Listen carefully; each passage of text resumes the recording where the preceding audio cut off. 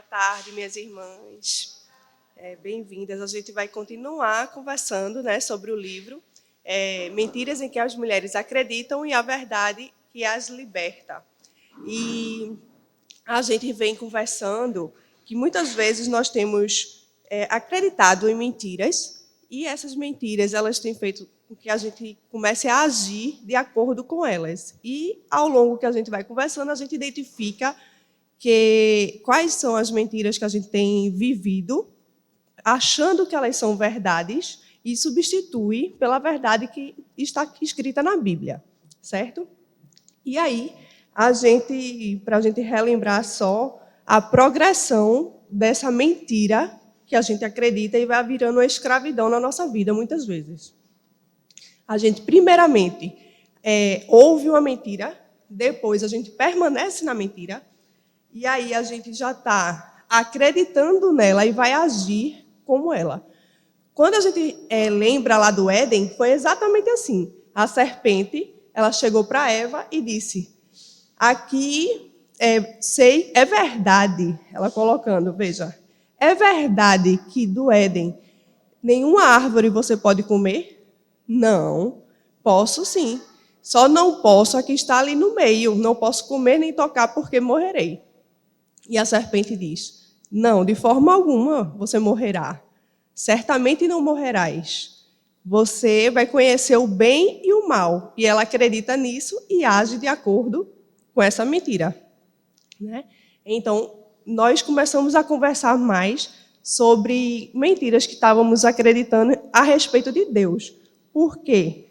Se a gente acredita não na verdade e uma meia-verdade, que Deus realmente não é bom, não é tão bom como a gente pensa, como a gente gostaria, né? Então, a gente vai estar vivendo de acordo com isso, isso vai afetar todo o nosso sistema de fé. O que a gente acredita sobre Deus vai afetar todo o nosso sistema de fé. Adiante. Então, a gente conversou sobre 6 mentiras que a gente poderia estar vivendo de acordo sobre Deus, sobre o conhecimento de Deus, e agora a gente veio conversar sobre mentiras a respeito de nós mesmas, certo? Já conversamos sobre 5 mentiras e agora vai ser a 6ª, que é que se acreditamos que a beleza exterior ela é mais importante que a beleza interior. Será que a gente acredita nisso? Que a beleza exterior é mais importante que a beleza interior? Inicialmente a gente acha que não, né? Mas a gente vai conversar sobre isso. Então, aqui é um desenhozinho para a gente estruturar na nossa mente, né? Que o nosso sistema de fé ele é influenciado pelo que a gente conhece de Deus e isso vai influenciar as nossas ações e também como a gente se vê, né? E aí o próximo assunto vai ser sobre o pecado. Mas a gente está encerrando sobre si mesma, né? Mentiras que a gente pode estar vivendo sobre si mesma.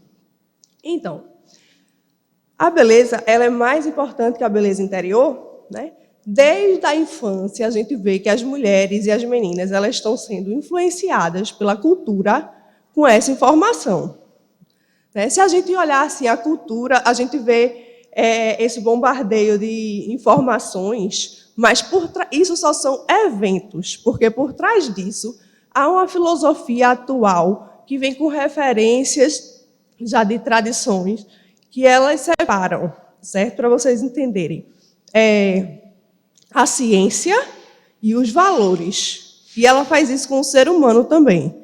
Nós estamos separados por essas filosofias atuais que estão inseridas na cultura, como o corpo, certo? A ciência explica, né, o corpo, e a pessoa, nós somos corpo e somos pessoa, temos valores, certo? Então, ele coloca para a gente que há uma separação, há uma fragmentação do ser humano, de corpo e pessoa, ciência e valores, certo? Então, por trás de tudo que a gente está vendo já influenciando a gente, há esses pensamentos que são como se fossem placas tectônicas se movimentando. Então, a gente está sendo influenciado sutilmente, mas, na verdade, há muito filosofias e pensamentos já sendo estruturados por trás disso, ao longo dos anos, né? E aí, a gente pode caminhar, né, de que as meninas, desde pequenas, estão sendo influenciadas. A gente vê aqui que tem anúncios publicitários, revistas, livros, músicas, né, televisão e cinema. Tudo isso vai influenciando a vida. Obrigada.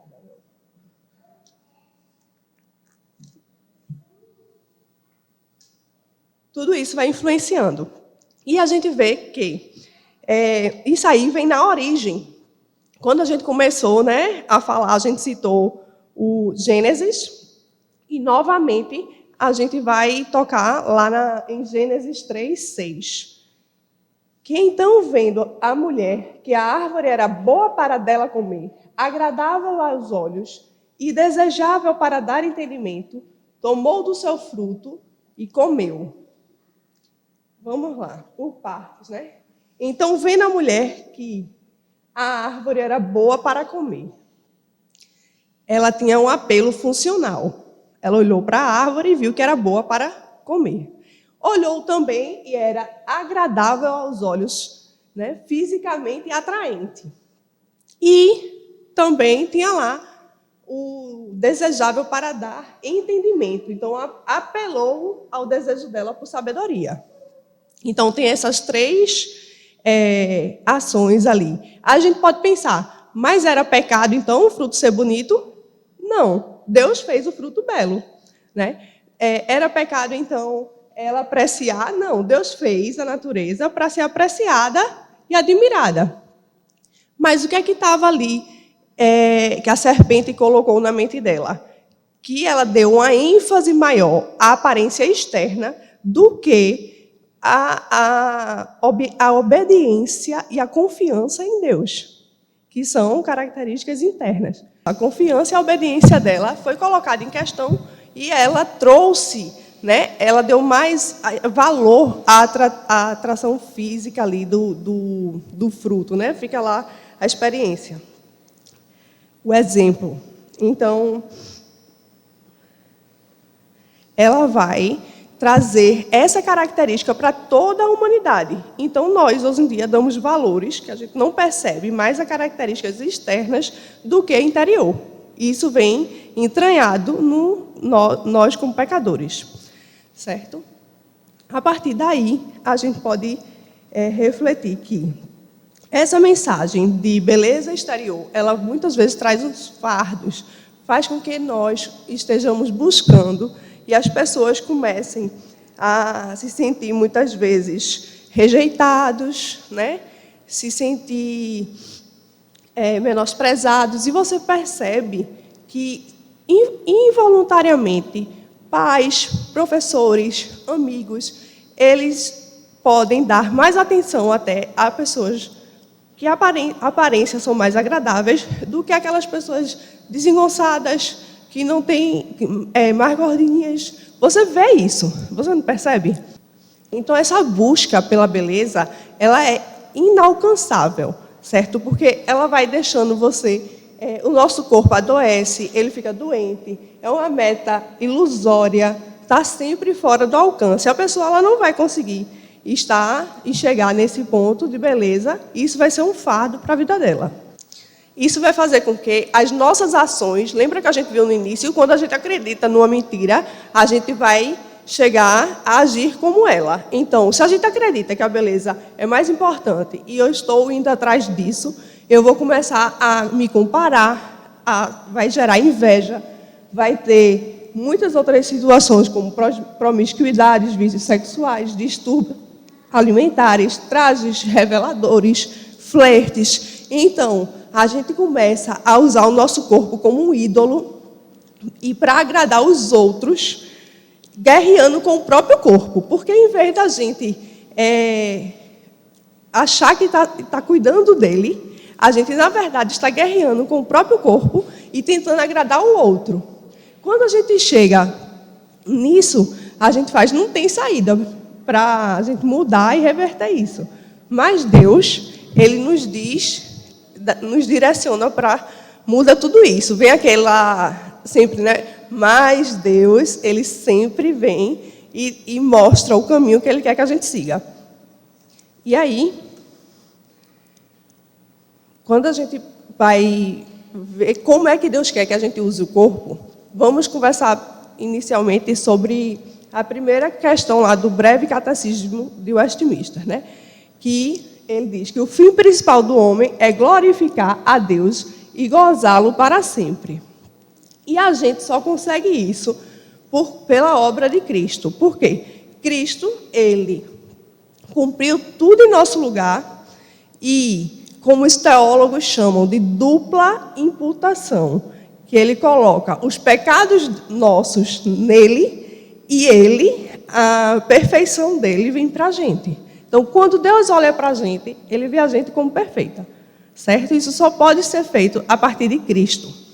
Então, a gente viu, né, olhando para trás, como a sociedade está nos influenciando, a cultura, como isso vai gerando peso, a gente vai se sentindo triste e vai as nossas ações sendo descritas lá, né, como tentando agradar os outros. Esse fardo, Deus vem e diz, olha, o teu corpo é para a minha glória, certo? E você só pode viver assim, por meio de Cristo. E aí, a gente lembra, né, que a cultura que está por trás dessas influências, ela separou, né, corpo e pessoa, valores. E o que é que Deus vem dizer? Que nós somos um só, que nós somos um ser unificado e que valor e corpo é uma coisa só, certo? Estamos ali integrados. A ética bíblica diz que nós somos completos, inteiros. Nós não somos fragmentados como a cultura quer que a gente pense. E da onde também vem isso? Se a gente avaliar, olhar para a natureza, a revelação de Deus na natureza, a gente vai ver que tudo tem uma função, tudo tem um propósito, está tudo ali dentro do contexto que Deus criou, né? E o que é que a ciência diz? A teoria de Darwin, do evolucionismo, diz que nós somos obra do acaso, né? Então, como é que isso tem influenciado a cultura da beleza? O que é que isso tem a ver, Janaína? Que se eu não tenho a ideia de que Deus criou tudo para um propósito, eu posso tomar as minhas decisões sobre o meu corpo, porque eu sou obra do acaso e as coisas não aconteceram com a referência de Deus. Entende? Se eu olho para a natureza e tudo surgiu, não tem uma referência, um propósito, então eu posso agir da minha forma, do jeito que eu quero, e não do jeito que Deus quer. E aí Deus vai mostrar que nós fomos feitos para glorificá-lo, né, com as nossas ações e com o nosso corpo. E não temos essa referência bíblica, né, de não termos essa ideia, esse contexto. E aí a gente vai poder pensar, né, sobre se a beleza física ela é mais importante que a beleza interior, como é que a Bíblia vai trabalhar isso, certo? A gente vê que nos textos de Provérbios 31:30, diz, a beleza é enganosa e a formosura é vaidade, mas a mulher que teme o Senhor, essa será elogiada. Então, a primeira coisa que a gente vê aí, a cultura vem nos ensinar a agradar os outros e a temer o próximo, né? Eu vou cuidar do meu corpo para ser aceita, mas não. Em Provérbios nós vemos que o temor do Senhor é aí que ela precisa temer ao Senhor. A beleza dela está no modo de vida, né? No modo de viver dela, que teme a Deus. E em 1 Pedro 3:5, o que vos torna belas não deve ser o enfeite exterior, como tranças dos cabelos, as joias de ouro ou o luxo dos vestidos, mas sim o íntimo do coração, com um espírito gentil e tranquilo, que não perece e tem muito valor diante de Deus. Pois, no passado, as santas mulheres que esperavam em Deus também se enfeitavam assim. Veja a beleza do que Deus diz, né? Que a nossa beleza está no coração, com um espírito manso, um espírito gentil e tranquilo. E elas tinham o quê? Confiança em Deus, né? As santas mulheres que esperavam em Deus também se enfeitavam assim. Aí você pode dizer, Janaína, por esses versículos aí, então quer dizer que a beleza exterior não é só a beleza interior. Não, é outro extremo. Se a gente diz que a beleza interior é preciso ser valorizada, mas a beleza exterior também mostra o caráter de Deus, o cuidado de Deus com a nossa vida. Deus também cuidou da importância ao corpo. Cristo é o verbo que encarnou, que veio em carne, né? E quando ele morreu, ele ressuscitou, ele voltou também numa ressurreição corpórea, em corpo. Então, o que é que a gente precisa entender? Que o nosso corpo é um presente de Deus. Nós precisamos aplicar a feminilidade aonde a gente estiver. A gente precisa cuidar do nosso corpo, né? A gente precisa entender que nós fazemos parte do corpo de Cristo. Somos filhas do Rei. Deus a chamou para fora do sistema desse mundo. De como é que o mundo diz que a gente se veste, como é que o mundo diz que a gente pensa, que a gente age. A gente precisa agir com esse entendimento de que nós somos parte do corpo de Cristo, né? Que Cristo, ele nos chama para sermos mulheres cristãs que devemos buscar e refletir a beleza, a ordem, a excelência e a graça de Deus por meio do nosso ser interior e exterior. Se vistam com decência, modéstia e discrição, não com tranças, nem com ouro ou pérolas, nem com vestidos caríssimos, mas que se vistam de boas obras, como convém às mulheres que afirmam servir a Deus. 1 Timóteo 2, 9 e 10. E essas palavras, né, vestir e modéstia nesse texto, elas significam ordem, bem arrumada, decente. Elas tratam de uma combinação harmoniosa. A aparência exterior da mulher cristã deve refletir um coração que é simples, puro, bem arrumado.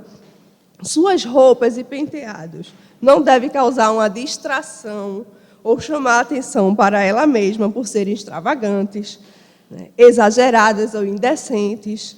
E dessa forma, ela reflete a verdadeira condição de seu coração e seu relacionamento com o Senhor e torna o Evangelho atraente para o mundo. Há um equilíbrio aí entre o coração e o exterior, há uma harmonia, né? E esse versículo, ele vai nos trazer que a gente precisa fazer boas obras. A beleza da mulher não está só na aparência externa, ela está em servir, o amor ao próximo, em trabalhar pelo bem do próximo.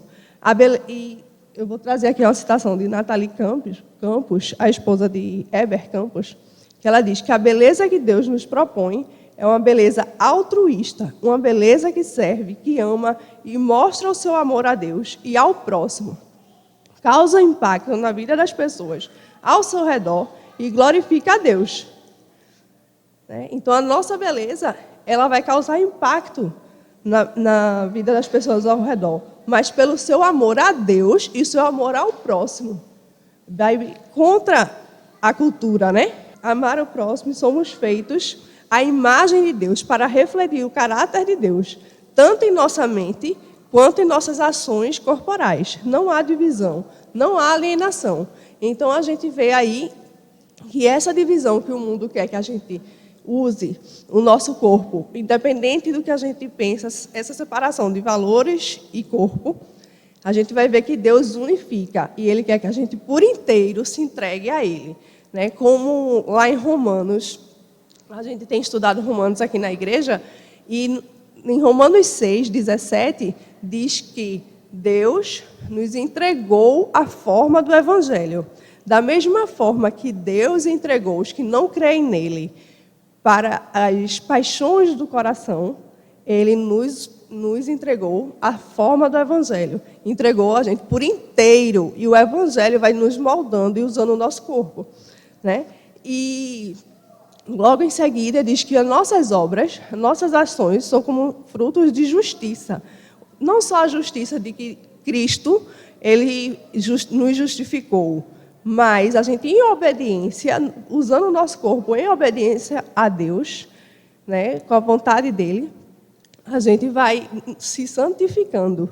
A autora diz, quando fez 40 anos, né, estou com 38, estou chegando lá também, muitos produtos são ofertados, né, para você combater o envelhecimento.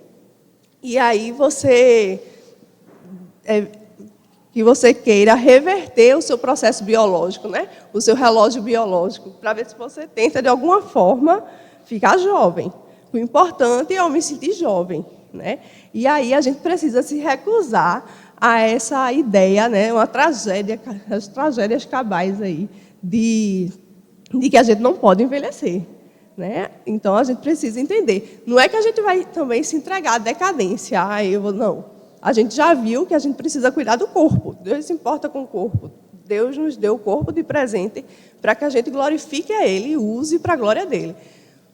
Mas a gente não vai estar aí lutando, gastando as nossas forças em algo que não vai ter fruto eterno, né? Então, isso vai passar, a beleza muda, a beleza passa. Então, não vai permanecer a beleza exterior. Porque desse lado de cá, a gente está se deteriorando, né? Aos poucos, nosso corpo ele está indo. E aí a gente pode pensar, né, que à medida que envelhecemos, nós precisamos nos concentrar nas coisas de Deus, as coisas que mais importam, né? Como deixar seu espírito cultivar em mim um coração benevolente, sábio, bondoso e amoroso. Então, isso é que a gente precisa pensar nas coisas do alto, como diz lá em Colossenses. E não se apegar a gastar nossas energias só no corpo físico, né? E aí ela até diz, né, que, no entanto, o fato é que eu estou ficando mais velha e neste mundo decaído, isso significa que o meu corpo está lentamente morrendo. Não vai ter como a gente voltar atrás. A vereda dos justos é como luz da aurora, que vai brilhando cada vez mais, até ficar completamente claro. Então, independente das porções de pílulas ou procedimentos que utilize, sei que existe um processo acontecendo em meu corpo físico que não será revertido. Um processo acontecendo, né, deste lado da eternidade. Acreditar no contrário é a gente se enganar, né? Mas também sei que a gente pode, enquanto a gente está nessa caminhada de santificação, a gente está brilhando cada vez mais, até que fique completamente claro, crescendo espiritualmente, né? O fato é que a gente se dedicar tempo e energia para a gente ficar em forma, bem vestida, glamourosa e com aparência sempre jovem, a gente pode até alcançar esses objetivos por algum tempo, né? Mas isso vai passar. Quantas pessoas a gente conhece, quantas mulheres belas e glamourosas que a gente vê que elas estão vazias, se sentindo, né, insatisfeitas, né? Então, essa beleza vai passar. Mas virá o dia que a gente vai se arrepender de ter deixado de cultivar a beleza interior e o caráter e o resplendor que agradam a Deus e duram para sempre, né? O que tem valor eterno. Então, a gente precisa entender, né, que o ensino bíblico é que Deus vai restaurar, renovar e recriar esse mundo, levando a novos céus e a nova terra. E o povo viverá nessa nova terra em corpos ressurretos, corpos perfeitos como Cristo, em que a beleza ela vai ser perfeita. A gente não precisa mais estar gastando as nossas forças para isso, né?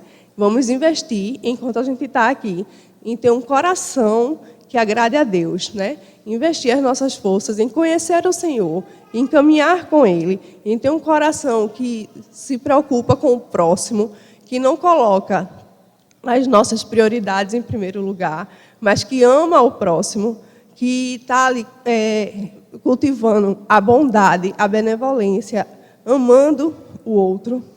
né, se agradando das coisas que é a vontade de Deus, e não só cuidando da parte, guerreando com o corpo, cuidando da parte física e deixando de cultivar o coração que agrade a Deus, certo? E aí, por hoje, a gente só ficou com essa única mentira para refletir. Só tem uma. Mas a gente pode dividir para conversar. Não sei se as meninas... Henrica fez isso no anterior. Ela falou sobre essa, que os nossos desejos não são satisfeitos, né? Que foram as 5 mentiras, que foram 5 mentiras antes dessa, que eu não tenho valor. O nosso valor está em quem? Em Cristo, né? E porque Deus nos escolheu, não é por conta das outras, não é pelo que as outras pessoas dizem que o meu valor está, mas em Cristo. E por Deus ter nos escolhido. Deus me ama, né? Deus não me ama. Esse foi do outro. Eu devo me amar mais. Não. A Bíblia diz que a gente já se ama bastante. O que a gente deve fazer é cuidar e dar atenção ao próximo da mesma intensidade que a gente dá para a gente. Então, é uma mentira que a gente acredita também sobre a gente mesma, né? E aí, tem a outra, eu não consigo controlar meu jeito de ser, né? Que tem essa mentira também. E não consigo controlar meu jeito de ser, então você se justifica, em vez de fazer a vontade de Deus, você não controla o seu jeito de ser, porque alguma situação você não consegue ter domínio próprio, né? E aí os meus direitos também é outra mentira, eu tenho meus direitos, e aí a gente aprende que deve colocar os nossos direitos todos naquele que detém todos os direitos, que é o nosso Deus, né? E a outra mentira é que eu não devo viver com os meus desejos não satisfeitos. E aí a gente nunca vai ser satisfeita desse lado de cá, né? A gente sempre vai ter algum desejo que não está conforme a nossa vontade, mas Deus sabe. A gente só vai ser plena na glória. E a última mentira, que é a sexta, que é essa que a gente conversou um pouquinho hoje, só ficou ela para hoje, que é a beleza, sobre a beleza, né? Se a beleza é exterior, ela é mais importante do que a beleza interior, certo? Então a gente vai depois para o 4º capítulo, que é sobre o pecado. Porque a gente viu esse fundamento de como essa progressão, a gente vai acreditando nessas mentiras. Por isso que é interessante, a gente pensa que acredita no certo, né? Mas quando a gente começa a conversar, a gente vê e começa a identificar quantas coisas a gente realmente não tem, na prática, a gente não tem andado conforme o que a gente diz crer. Aí a gente começa a identificar essas mentiras, né? E vive nelas. Então a gente precisa, não. Essa é a verdade, substituir e mudar a nossa forma de viver, né? Então, a gente viu 6 sobre Deus e agora são essas 6 sobre nós mesmos.